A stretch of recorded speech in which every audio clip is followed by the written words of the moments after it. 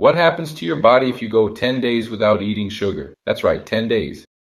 In this video, I'm going to tell you the main benefits of removing sugar from your diet and also how to do it. 10 steps for you to achieve in an efficient and non-sacrificial way. Remove all added sugar from your diet. So let's start with the benefits. What happens to your body? First, you have an improvement in swelling. When you eat sugar, the sugar along with the glucose molecule has the power to pull in water, so you get more bloated. So that's why when people stop eating sugar for a week, 10 days, they bloat.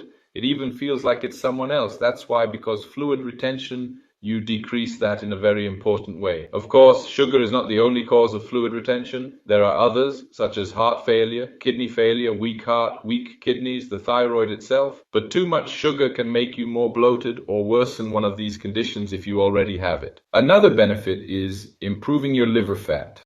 One of the pillars of treating fatty liver is removing added sugar from your diet, because the excess of this sugar is often accumulated in the liver in the form of triglycerides, in the form of fat. If you remove the added sugar, you slow down this process. So that's why doctors say, oh, if you have fat in your liver, you have to avoid eating refined sugar and simple carbohydrates. It's important to note that when I say sugar, I'm referring to refined sugar, added sugar, or another type of sugar such as demerara sugar. From a metabolic point of view, there isn't much difference. So all kinds of sugar, but also the sugar from simple carbohydrates. For example, flour. When you eat a loaf of bread, what's going to happen? Your body is going to digest this carbohydrate very quickly and simply, which will increase your blood sugar. So in other words, it's as if you're consuming sugar. When we talk about simple carbohydrates, it's the same as sugar. Because you're going through this digestion process, it will convert it into sugar,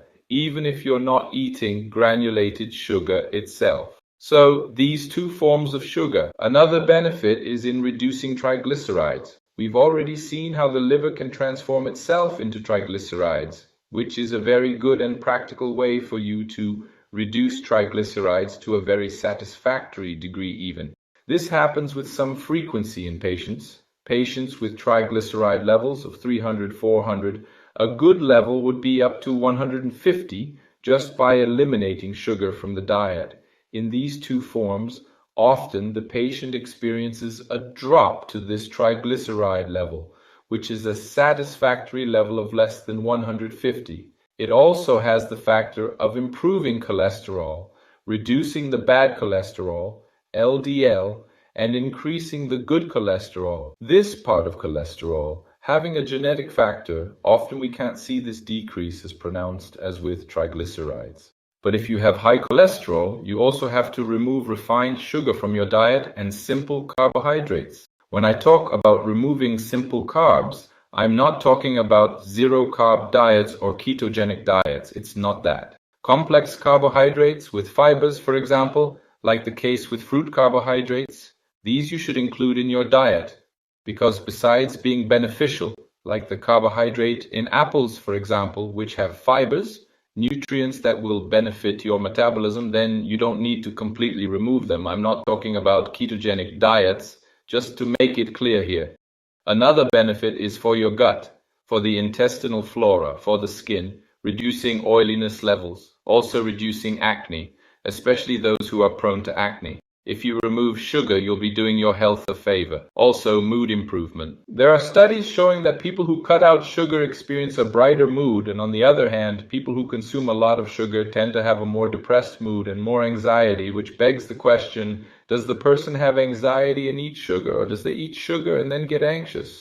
But at any rate, it's another reason for you to eliminate it from your diet. There's a lot of research currently on the influence of sugar on high blood pressure. We already know that increased insulin levels in the kidneys stimulate sodium retention, and along with sodium comes water.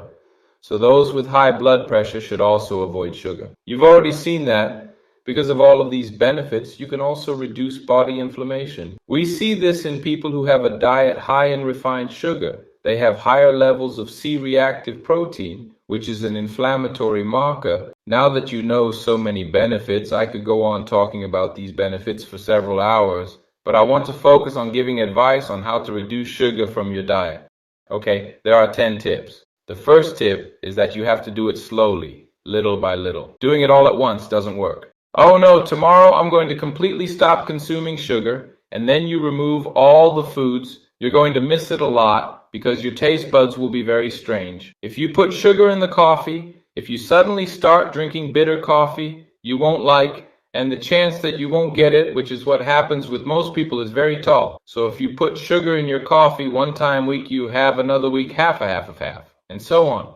Little by little you will see that you will no longer be consuming sugar.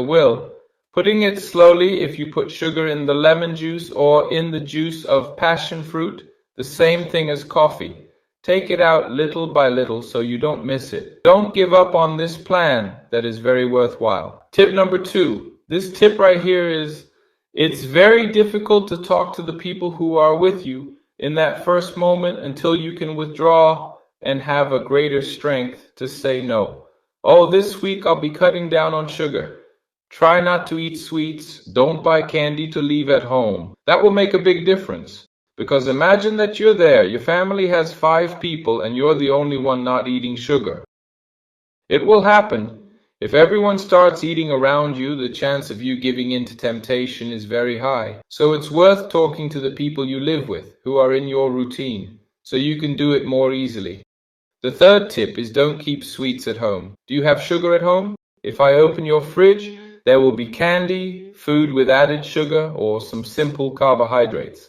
Probably yes. I think 90% of people would say yes. Many people are surprised when they come to my house and I'm having coffee or eating something. They ask for sugar. I say, there's no sugar.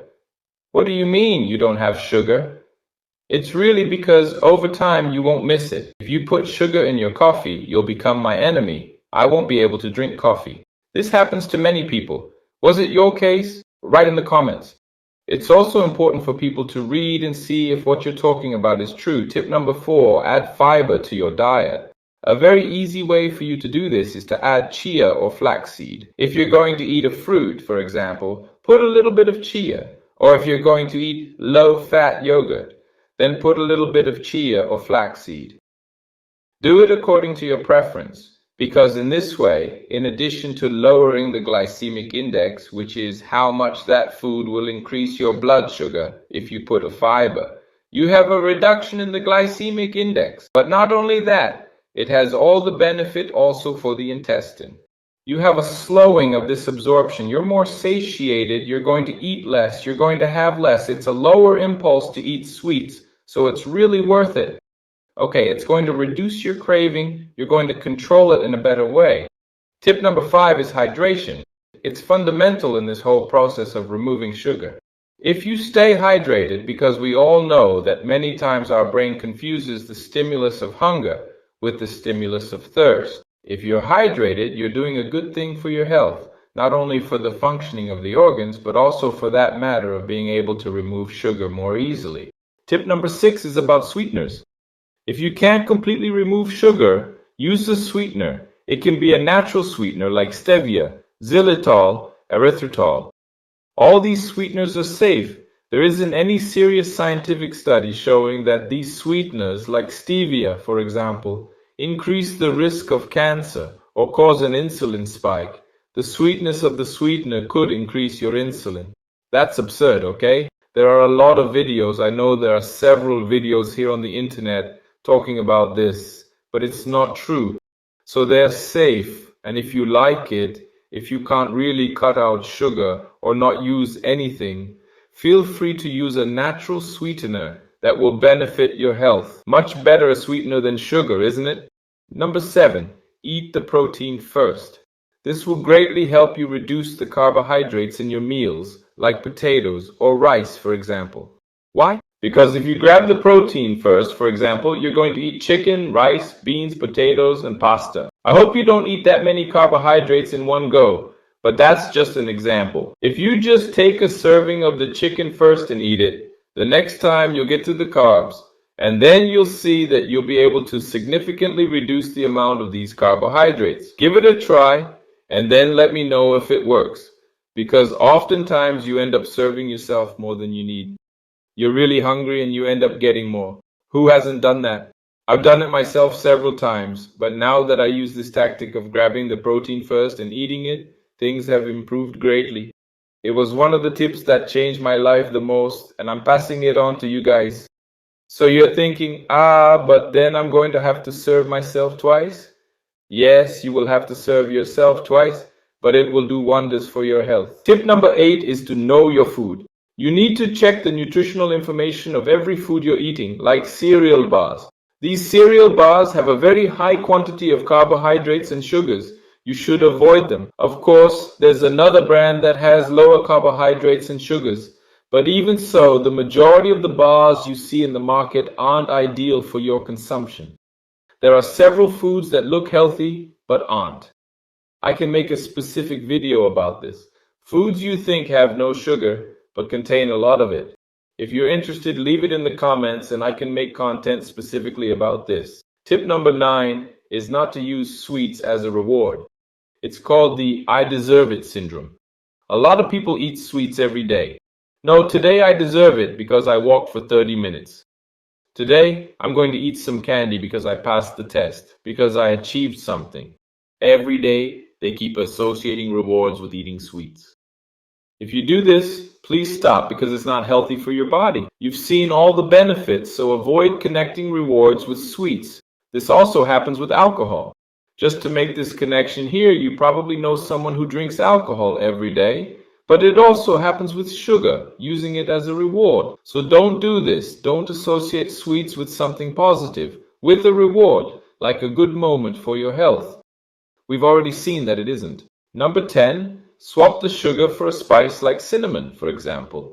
I really like cinnamon. That's why I'm suggesting it in the video, because it will greatly reduce your desire for sugar, for sweets, which adds an extra flavor. This also helps you in the process. It's an important tip. There are other spices. Which one do you use?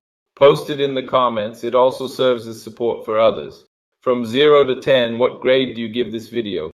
If it's 10, I'll make more videos like this. Now I'll leave a suggestion for you to watch. It's a video where I talked about liver fat. What are the best foods for people with fatty liver and which are the worst? You've already seen one of them, which is sugar. But there are several others that you should avoid if you have fatty liver. I leave the suggestion, this video here, for you to watch now. A hug. See you next time.